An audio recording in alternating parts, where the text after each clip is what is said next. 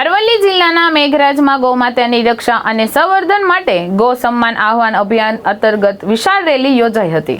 આ રેલીમાં હજારો ગૌ ભક્તો જોડાતા સમગ્ર વિસ્તારમાં ધાર્મિક અને સામાજિક જાગૃતિનો માહોલ સર્જાયો હતો। યુવા જીવદયા ચેરિટેબલ ટ્રસ્ટ ભેમાપુર અને ગાયત્રી મંદિર મેઘરજના સંયુક્ત ઉપક્રમે યોજાયેલી આ રેલીનો પ્રારંભ સવારે બાલાજી મંદિરથી પહાડિયાથી થઈ જય શ્રી રામ અને જય ગૌ માતાના ગગનભેદી નાદ સાથે થયો હતો। ગૌ માતાના બેનરો, ધ્વજ અને સૂત્રોચ્ચાર સાથે રેલી શહેરના મુખ્ય માર્ગો પર ફરી મામલતદાર કચેરીએ પહોંચી સભામાં પરિવર્તન થઈ હતી।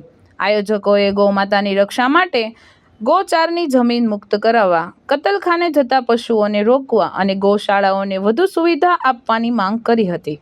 રેલીમાં ખેડૂતો, યુવાનો, મહિલાઓ અને સાધુ સંતો મોટી સંખ્યામાં જોડાયા હતા, જેનાથી સમગ્ર વિસ્તારમાં ગૌ સંરક્ષણ અંગે જનજાગૃતિ સંદેશ ફેલાયો હતો।